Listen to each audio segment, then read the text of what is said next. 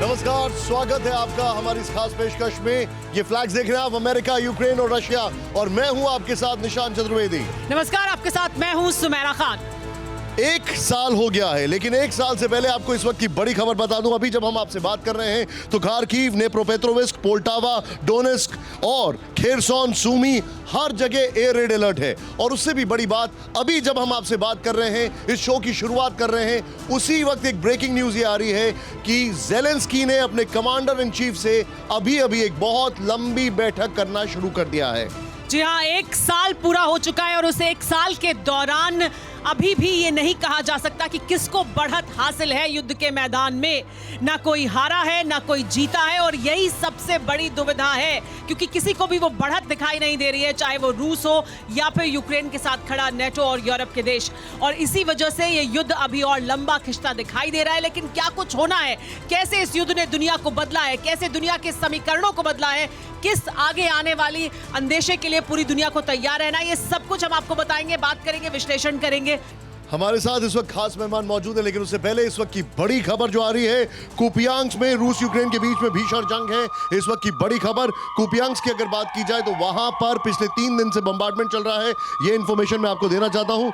Ukraine की 25वीं brigade ने वहां पर ताबड़तोड़ अटैक किया है। यूक्रेनी हमले का वीडियो सामने आया है, ये तस्वीरें मैं आपको दिखा रहा हूं। लेकिन कुपियांस्क में लगातार 3 दिन से रशिया और यूक्रेन के बीच में अटैक है। ये तस्वीरें देखें आप, और ये देखिए किस तरीके से तस्वीरें, ये यूक्रेनी हमले का वीडियो है। यहां पर गौर करने वाली बात जो है, कुपियांस्क को अगर पूरी तरीके से कवर करने की कोशिश की जा रही है। लोकेशन के बारे में सुमेरा और बता सकती है।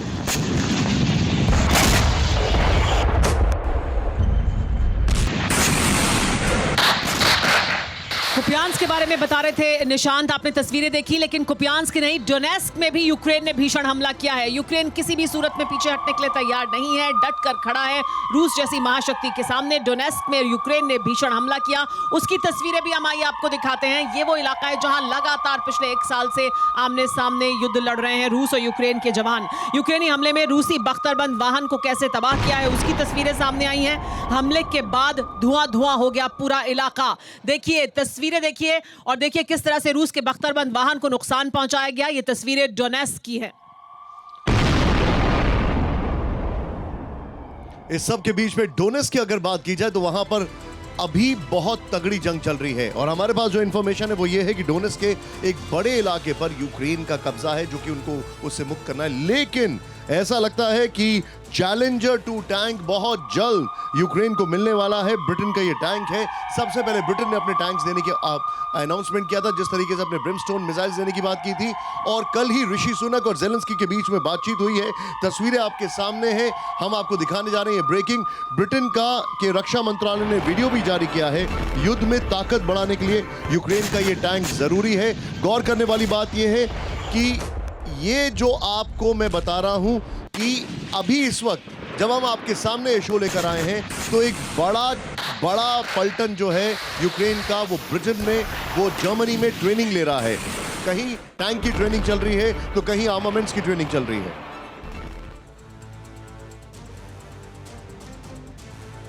लेकिन देखिए युद्ध के मैदान में क्या है सबसे जरूरी, कैसे एक दूसरे पर बढ़त बनाई जाए। यूक्रेन कैसे रूस पर हमला कर रहा है, हावी होता दिखाई देता है कई इलाकों में। हालांकि कई जगह पर रूस ने खदेड़ा है यूक्रेन के सैनिकों को। लेकिन ये तस्वीरें जो सामने आई हैं, जो हम आपको अब दिखाने जा रहे हैं, ये बताती हैं कि कैसे यूक्रेन रूस को नुकसान पहुंचा रहा है, रूस के हथियारों को नुकसान पहुंचा रहा है। वो जगहें जहां पर हथियार मौजूद हैं रूस के, उन जगहों को निशाना बनाया गया है यूक्रेन द्वारा, और भारी नुकसान पहुंचाया गया है। यूक्रेन ने रूसी हथियारों को निशाना बनाकर अपनी सफलता हासिल की है। देखिए ये धुआं उठता दिखाई दे रहा है, जहां आपको हमले के बाद उठता दिखाई दिया है धुएं का गुबार। यहां पर रूस के हथियार थे जहां यूक्रेन ने हमला किया और इस वीडियो को जारी किया है।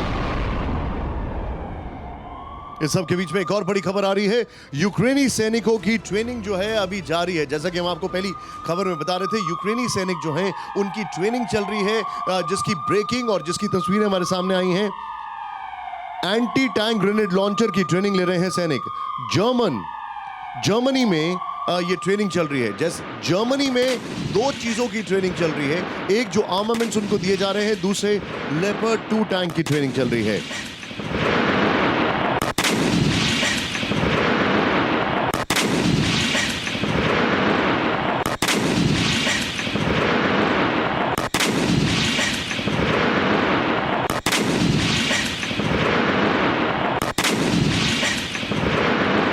इसी के साथ हम आपको बता दें हमारे साथ हमारे खास मेहमान जुड़ चुके हैं स्टार्टिंग फ्रॉम द लेफ्ट। मेरे साथ है सबसे पहले general Dwivedi sir, thank you very much sir. हमारे साथ प्रोफेसर राजन मौजूद हैं, उनसे भी बात करेंगे तमाम अहम मुद्दों पर। और मेरे साथ जिनके लिए मैं हमेशा बहुत बायस रहता हूं, मेरे साथ अंबेसडर विष्णु प्रकाश सर मौजूद हैं। Thank you very much sir, बहुत बहुत स्वागत है आपका। लेकिन स्क्रीन पर आपको दिखाई दे रहे हैं हमारे रिपोर्टर्स भी। हिमांशु हमारे साथ है, सुमेरा और कौन कौन है? हमारे साथ सुरभि मौजूद हैं, हमारे साथ युद्ध के मैदान में मौजूद मनीष झा भी हैं। मनीष एक बहुत खास जगह पर मौजूद हैं और बहुत अहम जानकारी हमें इस युद्ध से जुड़ी हुई देने वाले हैं निशान। और इससे पहले हम आगे बढ़े, लेकिन सबसे पहले क्विक रिएक्शन यहां पर मैं लेना चाहूंगा। एक साल के अंदर क्या हुआ क्या नहीं हुआ, एक साल के अंदर कैसे चीजें चल रही हैं। मनीष, सबसे पहले ये बताइए अभी इस वक्त क्या हालात हैं जहां पर आप मौजूद हैं और अपनी लोकेशन के साथ।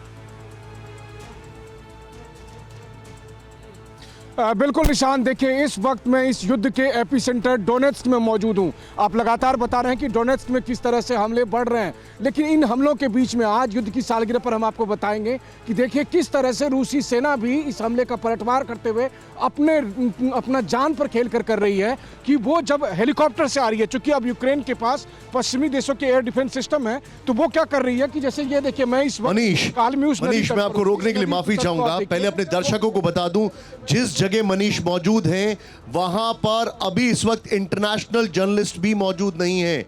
डोनेस्क में हैवी बम्बार्डमेंट चल रहा है। डोनबास के दो पार्ट हैं, लुहांस्क और डोनेस्क। ये डोनेस्क में है। मनीष, पिछले 24 घंटे में क्या क्या हुआ? देखिए पिछले 24 घंटे में यही हुआ कि जैसे ही मैं यहाँ पहुंचा, मुझे लगता है कि मेरे ही स्वागत के लिए यहाँ पर अमेरिकन हाइमार्स के जरिए लगातार अटैक किए गए। ठीक डोनेट्स्क शहर के बीचों बीच अटैक हुए और उसके बाद रात भर से मैं धमाके की आवाज़ सुन रहा हूँ। रह रहकर धमाके आ रहे हैं, लगातार मिसाइल से अटैक हो रहे हैं। हालांकि मुझे बताया गया कि यूक्रेनी सैनिकों को रूसी सेना ने यहाँ सिटी सेंटर से काफ़ी पीछे धकेल दिया है, लेकिन अब वो लंबी दूरी के हाइमार मिसाइल के जरिए अटैक कर रहे हैं। और इसके पलटवार में अब रूसी सेना क्या कर रही है कि रूसी सेना, जैसे ये नदी तट में आपको दिखा रहा हूँ कि देखिए ये कालम्यूस नदी है जो इस वक्त ठंड की वजह से इसका पानी जमकर बर्फ हो गया है, और इस नदी तट के ठीक ऊपर से होकर, ठीक ऊपर से एकदम पानी के लेवल के बराबर के से होकर हेलीकॉप्टर आते हैं। और वो हेलीकॉप्टर फिर उड़कर, समझिए एकदम पानी के लेवल से बराबर से, और जहाँ पर मैं खड़ा हूँ समझिए हेलीकॉप्टर की ऊंचाई यहाँ होती है, और फिर वो एकदम 10-20 मीटर से लेकर 50-100 मीटर की ऊंचाई तक जाते हैं। और फिर सामने का जो टेरिटरी है जहाँ पर कि यूक्रेनी सेना मौजूद होती है, उस पर वो गोलियों से बौछार करती है या मिसाइल दागती है, और फिर वो वापस नदी की तरफ चली जाती है। और यही हाल रूसी सेना द्वारा दागे हुए मिसाइलों का है। पर्पस ये है कि वो यूक्रेन के एयर डिफेंस सिस्टम के जद में ना आए। तो इस तरह से क्लोज फाइटिंग हो रही है। समझिए कि हेलीकॉप्टर से, मिसाइल से वैसे ही हमले हो रहे हैं जैसे कि सेनाएं आर्टिलरी के जरिए या फिर आमने सामने बंदूकों से फायरिंग करती है। ठीक उसी तरह की फायरिंग इस जगह पर हो रही है। और आप समझिए कि TV9 की टीम जब डोनेट्स्क में मौजूद है, और यहाँ से बस बाखमुत पास है, सोलेदार पास है, उगलीदार पास है, ये तमाम वो इलाके जहाँ पर अभी भीषण संघर्ष चल रहा है, जहाँ की तस्वीरें दिल दहला देने वाली है, जहाँ पर सैनिकों के लाशों के अंबार बिछे हुए हैं। और उसके बीच से TV9 की टीम मौजूद होकर आपको बता रही है कि आज सालगिरह के दिन दरअसल यहाँ सूरत हाल क्या है। जी बिल्कुल मनीष, और आप अपना बहुत ख्याल रखें। आप युद्ध क्षेत्र में मौजूद हैं तो बी सेफ। आपके पास वापस आते रहेंगे और जानकारी लेंगे। लेकिन इस वक्त की जो बड़ी खबर है, ये जो हालात बता रहे हैं मनीष, वो क्या बताते हैं? दुनिया के लिए एक बड़ी टेंशन की वजह है। दुनिया में इस वक्त टेंशन इस बात को लेकर है कि ये युद्ध अब और भीषण होता हुआ दिखाई दे रहा है। ये युद्ध और भीषण होगा तो दुनिया के सामने एक बड़ा खतरा है जो मंडरा रहा है। रूस यूक्रेन युद्ध के 1 साल पर दुनिया में टेंशन है। दुनिया के सामने एटमी वॉर, विश्व युद्ध का संकट मंडरा रहा है। ईरान के बाद रूस के साथ खुलकर, क्योंकि चीन भी अब खड़ा दिखाई दे रहा है, यानी एक तरह की खेमेबंदी मजबूत होती दिखाई दे रही है। अमेरिका और यूरोप ने रूस को हराने का प्रण लिया है, अपना निश्चय एक बार फिर सामने जाहिर कर दिया है। यूरोप में इस वक्त न्यूक्लियर अटैक का सबसे ज्यादा खतरा है। हालात जिस तरह के बदलते हुए दिखाई दे रहे हैं, इस पर बात करने के लिए हमारे साथ मेहमान मौजूद हैं। प्रोफेसर राजन, ये जब हम ये देखते हैं कि 1 साल पूरा हुआ है 365 दिन के बाद, दुनिया ऐसा लगता है कि वापस क्या कभी, अभी भी पश्चिम को ऐसा लगता है कि वापस क्या हम उस हालात में पहुंच सकते हैं अगर सीज फायर होता है कि 23 फरवरी 2022 के हालात में, क्या दुनिया कभी वापस वहां पहुंचेगी? क्या बड़ा खतरा है अब? देखिए, शुक्रिया इस सवाल के लिए। मुझे नहीं लगता है कि दुनिया उस फेज में जा रहा है। हम जो देख रहे हैं एक टर्निंग पॉइंट है, एक वाटरशेड मोमेंट है, और उसमें देखें कि हम 2-3 जो हमारे लेसन्स हैं इस वार से हमें जो मिल रहा है, मैं बिग पिक्चर देना चाहता हूँ यहाँ पे, स्मॉल वार की बात नहीं कर रहा हूँ। पहला तो यह कि जो प्रजातांत्रिक जो लीडर्स होते हैं या तानाशाही लीडर्स होते हैं, उनको अगर लगे कि उनकी पॉपुलैरिटी बढ़ेगी, उनका इमेज अगर बूस्ट होगा, तो वो युद्ध में जाने के लिए तैयार होते हैं। पहली बात ये। दूसरी बात यह कि यूरोप अपने युद्ध को कंट्रोल करने में सक्षम आज के समय में नहीं दिख रहा है। पहले यूरोप दूसरे जगहों पे, अफ्रीका में, एशिया में, सारे जगहों पे बात करता था, वहाँ पे युद्ध रोकने की कोशिश करता था, लेकिन जब उसके खुद के बॉर्डर्स पे युद्ध हो रहे हैं, ये एक यूरोपियन वार है। अभी भी मान के चलें कि एक यूरोपियन वार है और यूरोप अपने में सक्षम नहीं है। तीसरी बात ये मान के चलें कि अमेरिकन पॉलिसी जो है, जो वेस्टर्न पॉलिसी है सैंक्शंस की, उसके माध्यम से रशिया को आप प्रेशराइज नहीं कर सकते। और चौथी बात कि जब तक जो ग्लोबल साउथ यानी कि जो भारत, चीन, ब्राज़ील, साउथ अफ्रीका जैसे देश हैं, अगर ये सारे देश सामने नहीं आते हैं तो अभी के समय में इस युद्ध को रोकना बिल्कुल मुश्किल होगा। और भारत के पास एक अच्छा मौका है, G20 का होस्टिंग है और भारत को एक इम्पॉर्टेंट रोल प्ले करना चाहिए। भारत अभी भी India is playing safe. India को लगता है कि हम अगर वहाँ पे करते हैं तो वो भी इंटरफेयर करेंगे हमारे इश्यूज़ में, लेकिन India has to come out of that closet और बहुत ही स्ट्रांगली अपने पॉइंट को रखना पड़ेगा। मेरे पास एक इन्फॉर्मेशन अभी आ रही है और मनीष झा, क्योंकि जिन्होंने बताया अभी इसको टीज भी किया है, बड़ी खबर, जरा ध्यान से देखिएगा। यूक्रेन हाइमार्स से रूस के ऊपर हमले कर रहा है, ये बड़ी खबर आ रही है हमारे पास। हाइमार्स से डोनेस्क और मरियोपोल पर हमले किए गए हैं।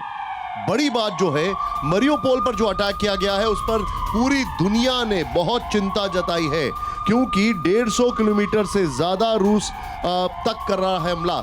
मरियोपोल में जो अटैक किया गया है उसका मतलब यह है कि यूक्रेन के पास लॉन्ग रेंज मिसाइल्स हैं। ये बहुत बड़ी खबर है। हाइमार्स मिसाइल्स उनको अमेरिका ने दी है, उसकी क्षमता 300 किलोमीटर तक की है, लेकिन 150 किलोमीटर तक हाइमार्स की रेंज अमेरिका ने उनके लिए लॉकडाउन कर रखी है। लेकिन यूक्रेन ने लॉन्ग रेंज मिसाइल्स का इस्तेमाल करना शुरू कर दिया है। और ये कहां से आई, क्या हो रहा है? मनीष, क्विक रिएक्शन इस पर।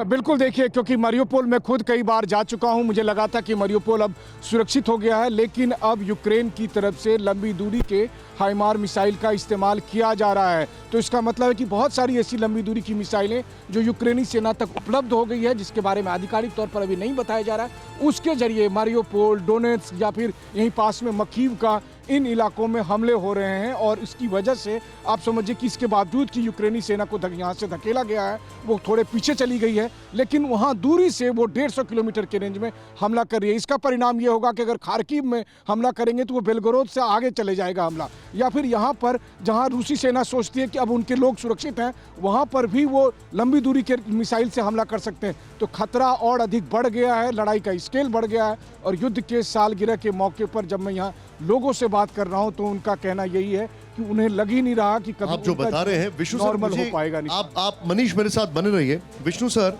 एक चीज बताइए, ऐसा कौन सा पॉइंट होगा इस पूरे युद्ध में जिसको कहा जाए कि that is going to be a tipping point for Russia? क्योंकि यहां पर हम देख रहे हैं कि रशिया ने जो भी लक्ष्मण रेखा इस युद्ध में खींच रखी थी वो सारी लांघी गई है। निशांत जी नमस्कार। सबसे पहले तो मैं TV9 को बधाई देना चाहता हूं, प्रशंसा करना चाहता हूं कि आपने ऐसी जो विश्व के सामने सबसे कठिन मुद्दा है उस पर ध्यान केंद्रित किया है 1 साल और ग्राउंड जीरो से रिपोर्टिंग की है। बहुत प्रशंसा की बात है। देखिए, ये एक ऐसा युद्ध है जो कभी नहीं होना चाहिए था और धीरे धीरे ये विनाश बढ़ता जा रहा है, हथियार बढ़ाए जा रहे हैं और एस्केलेट होता जा रहा है। जो टिपिंग पॉइंट है वो तब होगा अगर ये इनको और ऑफेंसिव वेपन्स देने शुरू कर दिए यूक्रेन को, जो यूक्रेन ज़ेलेंस्की की भूख वेपन्स की कभी ख़त्म नहीं होती है और अब वो फाइटर जेट्स मांग रहे हैं। अगर ये रशिया के अंदर अटैक होने शुरू हो गए तो वो टिपिंग पॉइंट होगा, रेड लाइन होगी और उसका परिणाम ये होगा कि ये परमाणु हथियार की तरफ जाएंगे और वो एक टिपिंग पॉइंट बन जाएगा शायद। Point taken sir. एक और बड़ी खबर आ रही है, यूक्रेन वॉर में रूसी यूएवीज ने मचाई तबाही। रूसी यूएवीज, और ये जानकारी आ रही है कि शायद चाइना सुसाइड ड्रोन्स, जो स्विच ब्लेड ड्रोन्स का ऑल्टरनेट है, कामिकाज ड्रोन का ऑल्टरनेट है, वो रशिया को देने वाला है। यूएवी ड्रोन से पिन पॉइंट अटैक कर रही है रूसी सेना। वो तस्वीरें हम आपको दिखा रहे हैं। बाखमुख और खेरसॉन इलाके में यूक्रेनी ठिकानों पर अटैक हुए हैं। छिपे हुए यूक्रेनी सैनिकों पर ड्रोन अटैक हुए हैं। मैं एक हिमांशु के पास जाने से पहले जाऊं, द्विवेदी सर के पास जाऊंगा। सर, क्या ये स्कूल ऑफ थॉट सही है कि जनरल मड के आने से पहले टैंकों का इस्तेमाल बहुत ज्यादा होने वाला है और यूक्रेन इसीलिए टैंक के लिए एक कहा जाए कि पैनिक बटन दबा के बैठा है? देखो निशांक, जब ये युद्ध शुरू हुआ था 1 साल पहले, तो यही आंकड़ा लगाया जाता था कि 1 हफ्ते में ख़त्म हो जाएगा। आज हम दूसरे साल की इस शुरुआत हो रही है। तो देखो, ये जो लड़ाई का मैदान है, यहाँ मैकेनाइज्ड वॉरफेयर जो है ये प्रीडोमिनेंट है, क्योंकि टेरेन ऐसा है। तो जो भी आपकी जीत होगी वो मैकेनाइज्ड फोर्सेस के ज़रिए होगी, और ग्राउंड फोर्सेस में बहुत अहम रोल अडॉप्ट कर सकते हैं। तो अभी आपने बात की है कि जैसे मौसम खुलेगा तो आप देखेंगे मैकेनाइज्ड वॉरफेयर का साथ रशिया का ऑफेंसिव होगा और यूक्रेन इसका मुकाबला करेगा, या तो जेवलिन मिसाइल के साथ, या अटैक हेलीकॉप्टर बहुत अहम है, यूएवी बहुत अहम है, तो उसके लिए स्ट्रिंगर मिसाइल का इस्तेमाल होगा। तो मैं इतना बताना चाहता हूँ कि युद्ध की गति पकड़ेगी जब मैकेनाइज्ड वॉरफेयर होगा, जब टैंक मैकेनाइज्ड फोर्सेस मैदान में आएंगी, और उसी के साथ युद्ध का पलटा या युद्ध की पलट हो सकती है। उसके बिना युद्ध जो है इसी तरह चलेगा जिस तरह भी चल रहा है। पर आप देखोगे अगले 1-2 महीने में ये युद्ध में बहुत गर्मी आएगी और मैकेनाइज्ड फोर्सेस का रोल जो है बहुत अहम होगा। जी सर, लेकिन अभी क्या हो रहा है उसके बारे में भी बता देते हैं। इस वक्त जो बड़ी खबर हमें मिल रही है वो ये कि पुतिन के गुस्से से बाइडेन की चुनौती बढ़ गई है। जो बाइडेन के लिए चुनौती बढ़ी है क्योंकि पुतिन जिस तरह के हालात युद्ध के मैदान में हैं उसकी वजह से गुस्से में दिखाई दे रहे हैं। अमेरिका और रूस के बीच सीधी जंग का खतरा भी बढ़ता जा रहा है, क्योंकि लगातार पुतिन का यही कहना है कि यूक्रेन मोहरा है। दरअसल इसके पीछे अमेरिका है और अमेरिका का समर्थन ही है जिसकी वजह से ये युद्ध यहाँ तक पहुंचा है। रूस पर अमेरिका और यूरोप की धमकियां बेअसर साबित हो रही हैं, क्योंकि अमेरिका और यूरोप लगातार रूस को जो धमकियां दे रहे हैं, जो सैंक्शंस लगा रहे हैं, उसका कोई असर अभी तक रूस पर नहीं हुआ है। रूसी डिफेंस कंपनियों का उत्पादन बढ़ाने पर फोकस है। रूस अपना उत्पादन बढ़ा रहा है, अपने हथियारों का उत्पादन बढ़ा रहा है, और चीन से संभावित हथियार सप्लाई पर भी पश्चिम टेंशन में है। लेकिन वो जगह पोलैंड जहां से हथियार, जहां से सारी सप्लाई पहुंचती है यूक्रेन को, वहां मौजूद है हिमांशु। उनका रुख करते हैं। हिमांशु, ये जो लगातार चर्चा हो रही है कि रूस एक तरफ अपने हथियारों का प्रोडक्शन बढ़ा रहा है और वेस्ट जितना आमतौर पर प्रोडक्शन 1 साल में करता है उतना इस्तेमाल तो यूक्रेन 1 महीने में कर रहा है, उतने आर्टिलरी शेल्स वो फायर कर रहा है, क्या अभी भी पश्चिम की जो कमिटमेंट है उसको हम और ज्यादा आगे बढ़ता हुआ देखेंगे? क्या इसको लेकर चर्चा है पोलैंड में? क्योंकि बाकी तमाम देश ये कह रहे हैं कि हमें और हथियार देने होंगे, लेकिन वो ग्राउंड पर नहीं दिखाई दे रहा है, उस तेजी से बढ़ाया नहीं है प्रोडक्शन उन्होंने। जी सर, सबसे पहले मैं आपको अपनी लोकेशन के बारे में बता दूं। मैं इस समय वॉर्सो पोलैंड में मौजूद हूं। ये वो जगह है जहां अमेरिका के प्रेसिडेंट जो बाइडेन 2 दिन के लिए आए थे और जहां पे उन्होंने ये बोला था कि वो $500 मिलियन की और सपोर्ट करेंगे पोलैंड को और यूक्रेन को वॉर के लिए। मैं एक और चीज़ बता दूं कि पोलैंड की खुद की सिचुएशन बहुत ख़राब हो चुकी है, बहुत डिप्लीटेड हो चुकी है यहाँ की आर्मी और यहाँ की इकोनॉमी भी। मैंने यहाँ के कुछ लोगों से बात करी है। सिचुएशन यहाँ की इतनी ज़्यादा ख़राब है कि लोग इस वॉर से पूरी तरीके से फटीग में आ चुके हैं और यहाँ पे सबसे ज़्यादा टेंस, सबसे ज़्यादा सिक्योरिटी रिस्क रहा है, क्योंकि पोलैंड का डायरेक्ट लिंक है यूक्रेनियन बॉर्डर से। यहाँ पे पोलैंड के लोगों के लिए बताओ सिचुएशन खुद की, जो रेंट यहाँ के घरों का पहले 250 से 300 यूरो प्रति मंथ होता था, पर मंथ रेंट होता था, वही रेंट आज 600 यूरोस पर मंथ हो चुका है। पोलैंड एक वो कंट्री है जिसने सबसे ज्यादा अपना जीडीपी का जो हिस्सा है वो नेटो का हिस्सा होते हुए सबसे ज्यादा अपना हिस्सा लगाया है वॉर में। तो पोलैंड की ओवरऑल सिचुएशन बहुत ज्यादा डिप्लीटेड है, उनकी एयरफोर्स बहुत डिप्लीटेड है। इनफैक्ट उन्होंने मना कर दिया था कि वो हेल्प नहीं कर पाएंगे यूक्रेन को लेकर। लेकिन अगर हम ओवरऑल सिचुएशन देखें 1 साल वॉर के लिए, तो ना कि सिर्फ पोलैंड बल्कि जर्मनी, बल्कि फ्रांस, ये सारी की सारी यूरोपियन यूनियन की कंट्रीज जो है वो इनडायरेक्टली इन्वॉल्व हो चुकी हैं। इकोनॉमी पूरी यूरोपियन यूनियन की बुरी तरीके से खराब हो चुकी है और ये और खराब होती चली जा रही है। और सिचुएशन जो कि जितनी बॉर्डर नेशंस हैं, जैसे लिथुआनिया हो गया, लाटविया हो गया, पोलैंड हो गया, इसकी सिग्निफिकेंस आप खुद सोच सकते हैं कि बाइडेन ने सबसे पहले कीव गए थे, जो कि उन्होंने एक सरप्राइज ट्रिप ली थी, उसके बाद डायरेक्टली ये पोलैंड आए थे लास्ट ईयर मार्च के बाद। तो हिमांशु, ये बड़ा इंटरेस्टिंग होगा वहां पर कि जो मेला है वहां पर उजड़ गया है, बाइडेन का मेला चला गया है, उसके बाद पोलैंड में कितना जोश है। हालांकि ये अलग बात है कि बाइडेन एक बार फिर से अपनी एयरक्राफ्ट की सीढ़ियों पर फिर से ट्रिप ओवर कर गए। अब वो फॉरेन पॉलिसी में कितना ट्रिप ओवर करते हैं ये देखने वाली बात है। लेकिन इस वक्त बड़ी खबर है, युद्ध के 1 साल होने पर ईयू में बड़ी दरार। इस वक्त की बड़ी खबर, हंगरी ने यूरोपियन यूनियन के खिलाफ खोला मोर्चा। इस वक्त की बड़ी खबर आपको बता रहे हैं। ईयू युद्ध को खींचने में मदद कर रहा है। ईयू युद्ध को खींचने में मदद कर रहा है। फाइटर जेट्स की डिमांड पर जर्मनी ने उठाए सवाल। यूक्रेन की वॉर प्लेन की मांग समझ से परे है, जर्मनी ने यह कहा है। यहां पर अब ईयू की बात कर रहे हैं। ईयू की सबसे ज्यादा डिपेंडेंसी अगर किसी के ऊपर अभी है तो वो अमेरिका है, लेकिन अगर किसी के ऊपर डिपेंडेंसी थी तो वो है चाइना। और मैं सीधे चलूंगा, यहां पर सुरभि मेरे साथ हैं एंड लिटरली वो हवा से बातें कर रही हैं इस वक्त on the lighter note. Surabhi के पास में चलूंगा। सुरभि, एक बात बताइए मुझे, हम बात कर रहे हैं चाइना की, हम बात कर रहे हैं ईयू की, अभी के जो हालात हैं ताइवान में, क्या हालात है इसको लेके कि चाइना या यूक्रेन युद्ध 1 साल पूरा हो चुका है, कैसे वो इस चीज को असेस कर रहे हैं, कैसे वो देख रहे हैं, क्या क्या उनकी तैयारी है, क्या क्या उनकी चुनौतियां हैं? बिल्कुल, और जिस तरीके से 1 साल होने पर असेस किया जा रहा है, यहाँ पर रक्षा विशेषज्ञ ये साफ तौर पर कह रहे हैं, और ये खबर शायद चिंता बढ़ा सकती है ताइवान की, ये कहते हुए कि सिर्फ और सिर्फ 2 हफ्ते ही ताइवान टिक पाएगा चाइना का मुकाबला करने के लिए। इसीलिए चर्चा बार बार इस लिहाज से ज़रूरी है कि अमेरिका ज़मीनी स्तर पर कितनी मदद ताइवान को पहुंचा सकता है। और ये हमने देखा, जो डेलीगेशन ताइवान में मौजूद था यूएस का, उन्होंने यूएस में जाकर भी 7 घंटे एक बड़ी मीटिंग करते हुए ये साफ तौर पर कहा कि ज़्यादा से ज़्यादा लॉ मेकर्स को अब ताइवान विजिट करना चाहिए, ये सुनिश्चित करने के लिए कि ताइवान पर खतरा लगातार बढ़ता जा रहा है और हमें वक्त आ गया है कि जल्द से जल्द ताइवान को बड़े स्तर पर मदद पहुंचानी चाहिए। लेकिन इस बीच एक क्विक अपडेट अपनी लोकेशन और यहाँ पर पिछले 24 घंटे में हुए हालात को लेकर, ताइवान की तरफ से उठाए गए कदम को लेकर।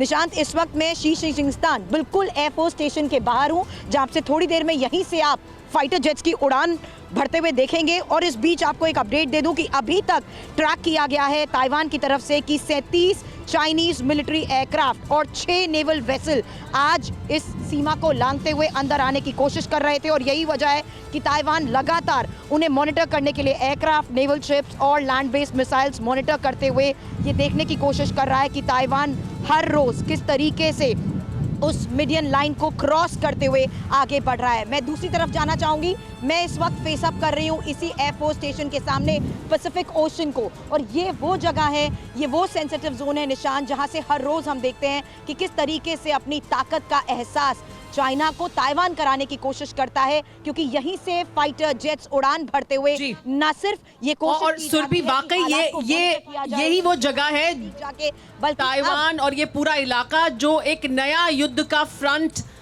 बन सकता है। सुरभि, वापस आपके पास आएंगे, लेकिन यही जहां आप मौजूद हैं, यही वो इलाका, यही वो पूरा क्षेत्र है जो एक और नया फ्रंट बन सकता है, जहां लगातार टेंशन बनी हुई है। लेकिन एक बार फिर रुक करते हैं रूस यूक्रेन युद्ध के मैदान का। हमने आपको दिखाई कई तस्वीरें, कई बड़ी खबर जहां पर यूक्रेन हमला कर रहा है, लेकिन अब एक और बड़ी खबर आपको दिखाते हैं जहां रूस ने बड़ा हमला किया है यूक्रेन पर। कैसे रूस हमले कर रहा है यूक्रेन पर, उसकी तस्वीरें भी सामने आई हैं। डोनेस्क में रूसी फौज ने बड़ा हमला किया है। यूक्रेन के 6 हथियार के गोदाम तबाह कर दिए हैं। रूसी हमले में यूक्रेन के 210 सैनिकों की मौत हुई है। रूसी रक्षा मंत्रालय के प्रवक्ता का बड़ा दावा भी सामने आया है। इस खबर के ऊपर हमें एक क्विक रिएक्शन मनीष से जरूर लेना चाहिए, जो कि अभी इस वक्त डोनेस्क में मौजूद हैं। मनीष, डोनेस्क में रशिया का बड़ा असॉल्ट है, क्या जानकारी है? बिल्कुल, देखिए, रूस की तरफ से लगातार यहाँ पर हमले हो रहे हैं, और मैं आपको बताऊं कि आज की तारीख में डोनेत्स्क शहर का लगभग जो हिस्सा है उसको रूस ने पूरी तरह से यूक्रेन की सैनिकों से खाली करा दिया है। कुछ छिटपुट इलाके में या दूर दराज के इलाके में फ्रंट लाइन बनी हुई है, लेकिन अगर आप थोड़ा और आगे बढ़ें तो बहुत सारे जगह पर अब यूक्रेन की सेना को पीछे धकेला जा चुका है। तो अगर आज युद्ध के सालगिरह के मौके पर अगर हम बात करें तो लुहांस्क वो इलाका है जहां पर लगभग 90 से 95% तक का जो हिस्सा है वो रूस के नियंत्रण में आ चुका है, जबकि डोनेत्स्क यानी डीपीआर के हिस्से में अगर आप देखें तो लगभग 60-65% का जो हिस्सा है वो रूसी नियंत्रण में है, और 35 से 40% हिस्से को लेकर लड़ाई चल रही है, जिसमें कि बाखमुत, जिसे रूसी भाषा में आप अर्तोमस्क भी कहते हैं, वो भी शामिल है। और मुझे लगता है कि एक बार अर्तोमस्क यानी बाखमुत पर कब्जा अगर रूस का हो जाता है तो फिर आगे कम से कम 3000 किलोमीटर। आप जो जानकारी दे रहे हैं टैक्टिकल लेवल पे बहुत इंपॉर्टेंट ग्राउंड जीरो से इंफॉर्मेशन है। मैं आपके पास वापस आ रहा हूं, लेकिन बड़ी खबर एक और बता रहे हैं। बाखमुत शहर का ड्रोन वीडियो सामने आया है। बाकमुक्त सब कुछ खत्म हो चुका है वहां पर। भीषण जंग के चलते सब कुछ बर्बाद हो चुका है, शहर में हर तरफ तबाही का मंजर है। बाकमुक्त मरियोपोल पार्ट 2 बन चुका है, ये कहने में हमें बिल्कुल भी संकोच नहीं है। बाकमुक्त की तस्वीरें बहुत खराब, बहुत भयावह और सब कुछ खत्म हो चुका है वहां पर। बाकमुक्त की आबादी करीब 70,000 बताई जाती थी, अब बताया जा रहा है कि वहां पर मुश्किल से 1,000 लोग बाकी होंगे। सब कुछ खत्म हो चुका है। बाकमुक्त की जो जंग है उसके ऊपर निश्चित तौर पर अपने आप में आने वाले समय में बहुत सारी स्टडी की जाएगी, क्योंकि बाकमुक्त पर कब्जा ये गेटवे बताया जा रहा है जिस पर रशिया ने पूरी ताकत झोंक दी है और ज़ेलेंस्की इसको रोक रहे हैं।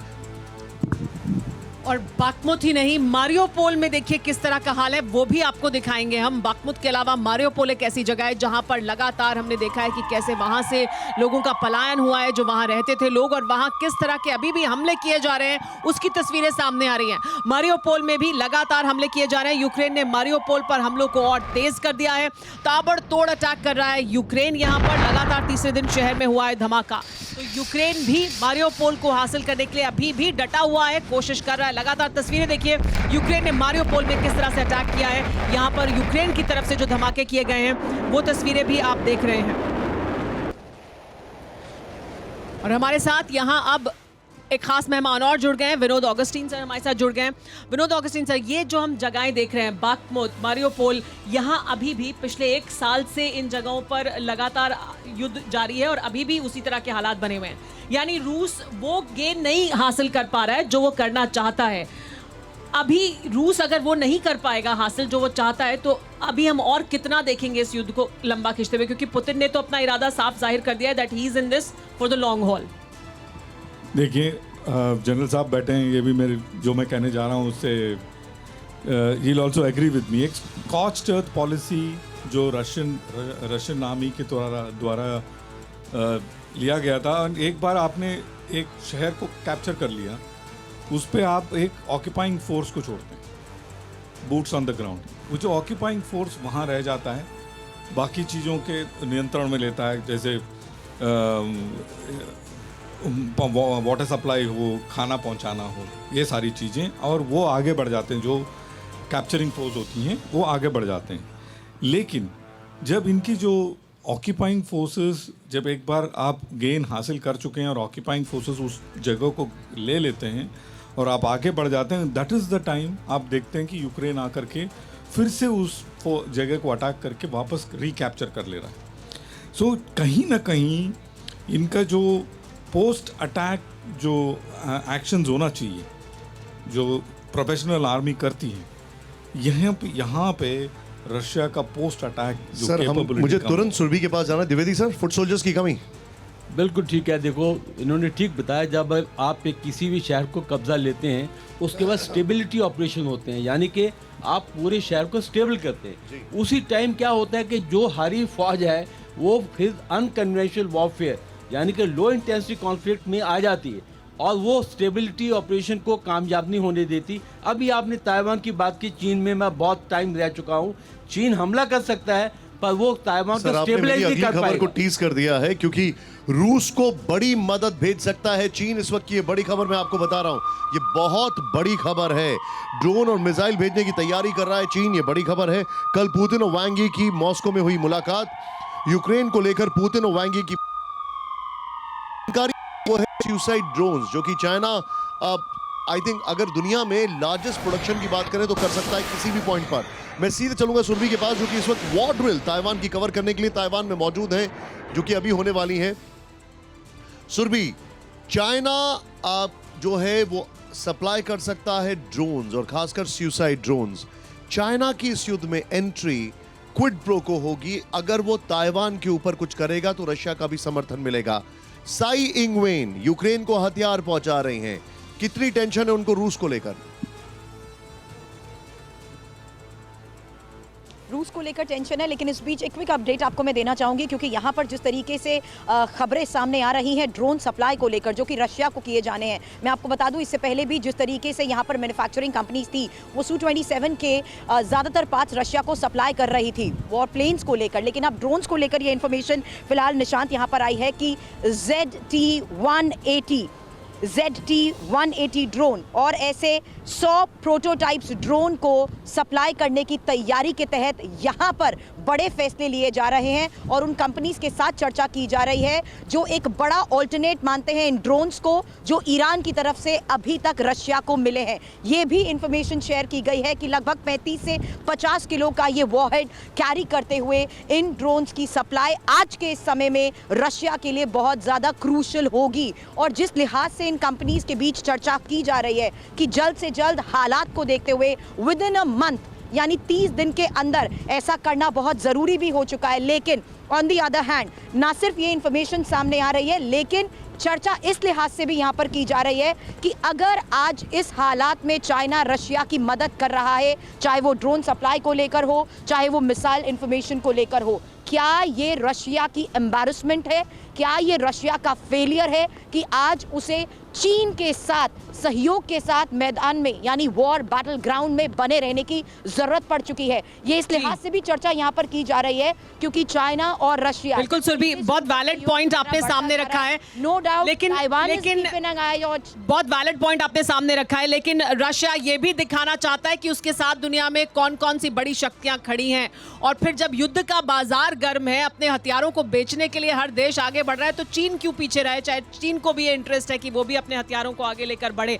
लेकिन एक साल के दौरान क्या कुछ हुआ है आइए वो आपको बताते हैं। एक साल पूरा हो चुका है। ठीक एक साल पहले स्पेशल मिलिट्री ऑपरेशन कहकर रूस ने शुरुआत की थी इस युद्ध की। रूस यूक्रेन जंग को एक साल पूरा हुआ है। 24 फरवरी 2022 को शुरू हुई थी ये जंग। सबसे पहले चेर्नोबिल परमाणु साइट पर हुआ था रूस का कब्जा। डोनबास के ज्यादातर इलाकों में हो चुका है रूसी कब्जा लेकिन अभी भी कुछ इलाके हैं जहां पर लड़ाई जारी है। डोनेस्क, लुहांस्क, ज़पोरिज़िया और खेरसोन में रूस ने कराया था जनमत संग्रह लेकिन अभी भी उस तरह की सफलता हासिल नहीं हुई है जो चाहते हैं पुतिन की उनको हासिल हो। प्रोफेसर राजन, एक बार फिर वापस आपके पास आएंगे कि ये वो जगहें हैं जहां पर रूस ने सबसे पहले आकर कब्जा किया था लेकिन अभी भी उसे उस तरह की सफलता हासिल नहीं हुई है जिसे वो वापस घर जाकर कह सके कि okay we have gained this much. जी देखिए, रूस का जो प्राइमरी मकसद था शुरू के दिनों में तो वो कीव को कब्जा करना और कीव में रेजिम चेंज था। तो पहले रूस वहाँ पे सक्सेसफुल नहीं हुआ है। दूसरी जो सबसे बड़ी दिक्कत हुई है कि कुछ एरिया जैसे खेरसोन ये सब एरिया में जहाँ पे कि रूस अब मजबूती से, चूँकि वो एरिया में रशियन डोमिनेटेड एरिया है, रशियन पॉपुलेशन वहाँ पे काफ़ी ज़्यादा है, तो उसको अपने कब्जे में रखना चाहता था लेकिन वहाँ पे नहीं रख पाया। और अभी आप देख रहे हैं इंच टू इंच बैटल हो रहा है। आप जो दोनेत्स्क और लुहांस्क की बात कर रहे हैं और यूक्रेनियन आर्मी जो कि मजबूत नहीं मानी जाती है रूसी आर्मी के कंपैरिजन में, तो वो लोग रूसी लोग सवाल पूछ रहे हैं पुतिन से कि आखिर आप ऐसा क्यों हो रहा है। पॉइंट टेकन सर, एक क्विक रिएक्शन जो समय कम है। विष्णु सर, क्या आपको लगता है वर्ल्ड के डायनामिक्स चेंज हो गए हैं? We are already into world war 3। World war 3 के पास धीरे धीरे मानवता जा रही है, इसमें कोई शक नहीं है। We are certainly into cold war 2.0 क्योंकि दो विश्व है, दो भागों में बट गया है। पर एक चीज़ मैं ज़रूर कहना चाहूँगा, जो चीन की बात है, चीन के लिए ये बहुत ही बड़ा डिसीजन होगा, जोखिम भरा डिसीजन होगा। वेपन सप्लाई करना इतना आसान नहीं है क्योंकि रशिया का स्टेक नहीं है वेस्ट के साथ इतना जितना चीन का है। और चीन की जो डेवलपमेंट है वो वेस्ट के साथ निर्भर है और ये एक रेड लाइन होगी वेस्ट के लिए।